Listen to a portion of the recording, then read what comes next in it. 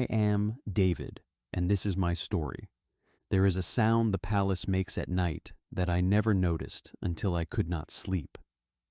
The wind moves through the cedar beams above my chamber like breath through a reed, and somewhere below a guard's sandals scrape against stone as he paces the wall. I lie on my back and stare at the dark, and I think, how did I get here? Not here, to this bed, to this crown. I mean here, to this hollowed-out place inside my own chest. A year ago, I would have told you I knew who I was. A shepherd boy who killed a lion with his bare hands because it took a lamb from the flock, and it was mine to protect.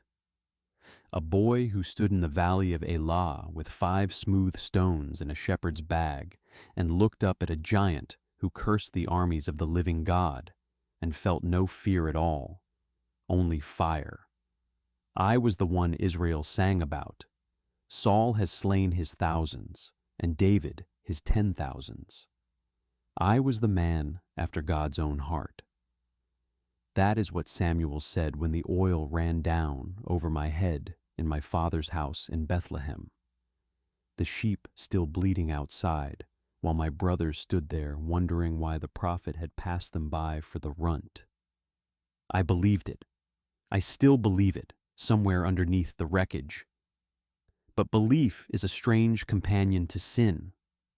You can believe God loves you and still do the very thing that breaks his heart. It was spring, the time when kings go out to war. I remember that detail because it has become a kind of accusation to me now. Kings go out to war in the spring. I did not. I sent Joab and the whole army of Israel out to crush the Ammonites at Rabbah. And I stayed behind on my roof in Jerusalem, walking in the cool of the evening like a man with nothing better to do. That is where it begins. Not with an act, but with an absence. I was not where I was supposed to be. From the roof I could see much of the city, the flat roof stepping down the hill, the smoke rising thin and gray from cooking fires, the last gold light lying across the stone like something poured out. And below, in a courtyard I should never have been looking into, I saw a woman bathing. I want to tell you I looked away. I did not. Her name was Bathsheba. I sent someone to find out who she was, and the answer came back with 2 names attached to hers, like a warning I chose not to hear. The wife of Uriah the Hittite. Uriah, one of my mighty men, one of the 30 who had stood with me since the caves of Adullam, since the days when I was running from Saul with nothing but a sling and a promise. Uriah was faithful. Uriah was, at that very moment, sleeping on the hard ground outside the walls of Rabbah, because he would not go home to comfort while his brothers were at war. I knew all of this, and I sent for her anyway. There is a particular kind of silence that falls over a man's soul in the moment he decides to sin. It is not the silence of not knowing. It is the silence of knowing exactly and choosing to walk forward regardless, the way a man walks toward a cliff's edge with his eyes wide open, telling himself he will stop before the ground runs out. I did not stop. What follows, I can barely write, even now, even with the ink drying and my hand trembling slightly over the page. She came. She left. And weeks later, word came back to me, carried by a messenger who could not have known what he was truly delivering. She is with child. Fear does strange things to a man who has never truly been afraid. I had stood before Goliath without flinching. I had hidden in caves with Saul's spear-throwing madness 1 valley over and slept, actually slept, because I trusted the Lord who anointed me. But now I lay awake, plotting like a man, with no God at all. I called Uriah home from the battle, hoping, hoping he would go to his house, to his wife, and the child would be assumed his own. A simple cover, a quiet lie that would let me go on being the king everyone sang about. Uriah would not go. The ark and Israel and Judah are staying in tents, he told me, standing there in his soldier's dust with more integrity in his voice than I had shown in months. And my lord Joab and my lord's men are camping in the open field. Shall I then go to my house to eat and drink and lie with my wife? As you live, and as your soul lives, I will not do this thing. I remember the exact place I was standing when he said it. I remember wanting to weep, not from conviction yet, not truly, but from the unbearable irony that the most honorable man in my court was standing in front of me, unknowingly shaming me with his faithfulness, while I searched for a way to bury my shame instead of confess it. So I got him drunk. Even that failed to move him toward his own house. And then, and here's the part I would give anything to unwrite, I sent him back to the battle carrying his own death sentence. A letter sealed with my ring to Joab. Put Uriah in the front line where the fighting is fiercest, then withdraw from him, so he will be struck down and die. He carried the words that killed him in his own hand, and never knew it. When the report came that he had fallen, along with other men, good men, men who had families, men who died because I needed a secret kept, I told myself something every sinner tells himself in the moment, just before his conscience goes fully to sleep. The sword devours one as well as another, as if that made it justice instead of murder, as if a war I had no business avoiding could swallow my guilt along with the bodies. I married Bathsheba after her mourning ended. I told myself it was mercy. I told myself many things. For months I lived like a man walking through his own life wearing another man's face. I still sat on the throne. I still rendered judgments, still received emissaries, still, God forgive me, still led the people in worship. But something in me had gone quiet, not peaceful quiet, but the quiet of a well that has run dry. Psalm after psalm used to rise out of me like water from a spring I never had to dig for. Now there was nothing, only the dry clatter of my own hollow words in my mouth when I tried to pray. My body began to fail before my spirit would admit why. My strength dried up as in the heat of summer. I know that now because I wrote it down once the words finally came again. My bones felt as though they had been broken, though nothing had touched them. I would wake in the night with my heart pounding, certain some judgment was coming, some door was about to open, and unable to name what I feared, because I had refused for so long to name what I had done. Then Nathan came. I had known Nathan since before Bathsheba, since the days I first dreamed of building God a house, and Nathan told me the Lord had a different house in mind, a house built through my line forever. He had always been a friend to me. That is what made it so terrible and so merciful when he stood in front of me that day with a story about a rich man with many flocks and a poor man with a single little ewe lamb that he had raised like a daughter, and the rich man, too greedy to touch his own flock, took the poor man's lamb to feed a traveler. I remember the anger that rose in me, real, righteous, burning anger. As the Lord lives, I said, the man who has done this deserves to die. He must pay for that lamb 4 times over because he did this thing and had no pity. I can still see Nathan's face. I can still hear the terrible stillness before he spoke. You are the man. 4 words. I have faced armies. I have faced a giant with a sword bigger than my whole boyhood body.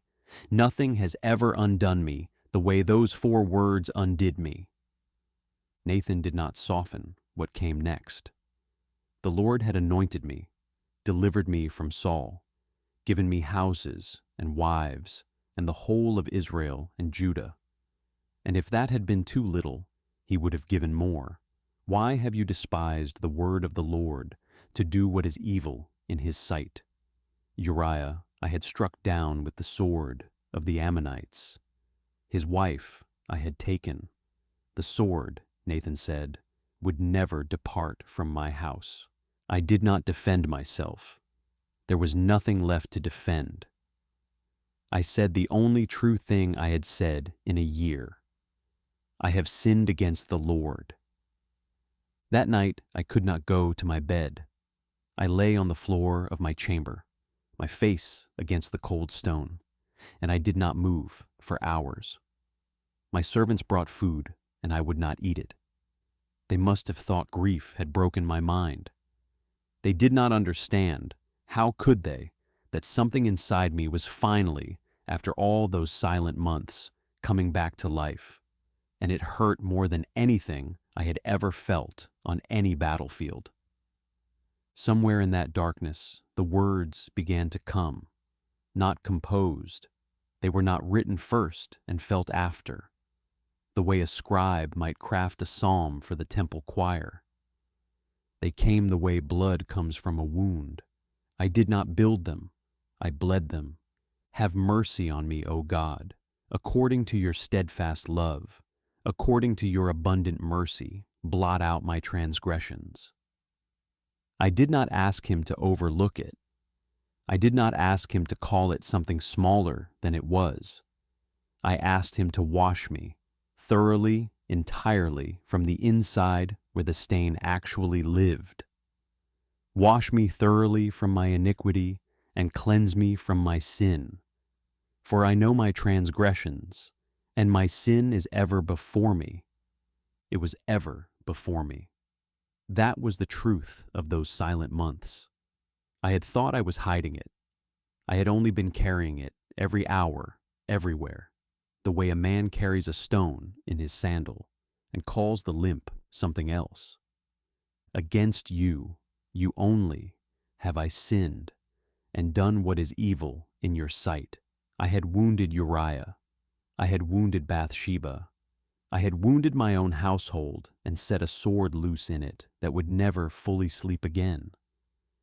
But underneath every human wound was the deeper one. The covenant I had broken with the God who found me in a sheep pasture and made me a king. All sin I understood that night with a clarity that nearly split me open is first and foremost against him. I did not ask him to help me try harder. I knew, lying there on that floor, that trying harder was not what I needed. A leopard does not scrub its own spots. I needed something I could not manufacture. Create in me a clean heart, O God, and renew a right spirit within me. Create. The same word I would learn later from the priests who taught it to me, that Moses used when he wrote of the beginning of the world, when God spoke light out of formless dark. I was not asking for repair. Repair was beyond me.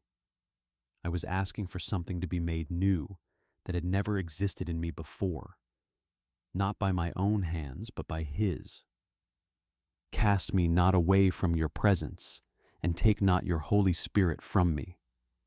I thought of Saul then, poor, tormented Saul, who I had watched be forsaken by that same Spirit, wasting away in fits of rage and fear until an evil spirit filled the void he left behind.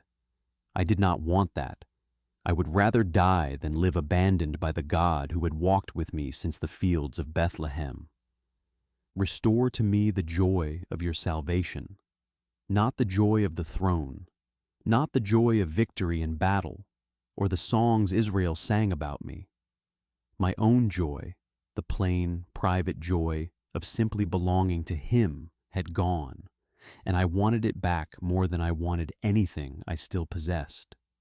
I understood something else that night, something I had misunderstood as a young shepherd offering lambs at the altar without a second thought.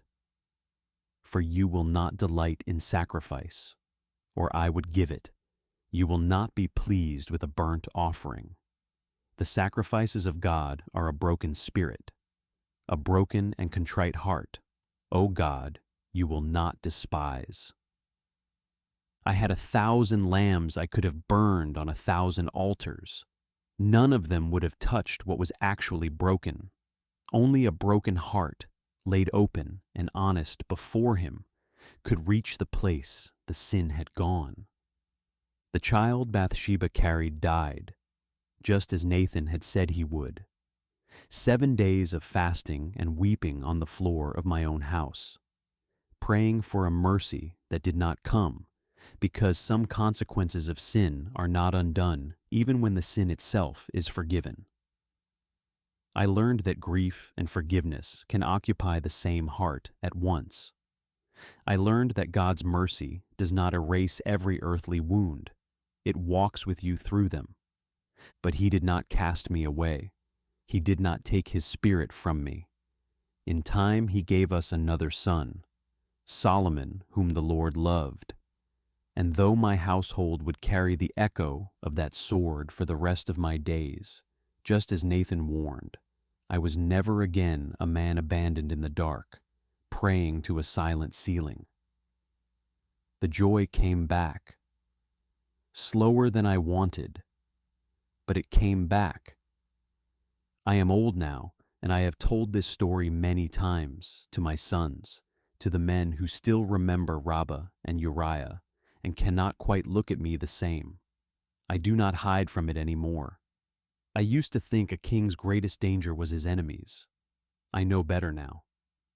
My greatest danger was ever being unwilling to look honestly at my own heart. And my greatest rescue was a God who would rather break that heart open than let me go on pretending it was whole. If you are carrying something tonight that you have been hiding even from yourself, some sin you have buried under busyness or excuses or the false comfort of pretending it was smaller than it was, I want you to know what I learned on that cold floor. You do not need to fix yourself before you come to Him. You cannot. What you need is honesty and a willingness to let Him do what only He can do.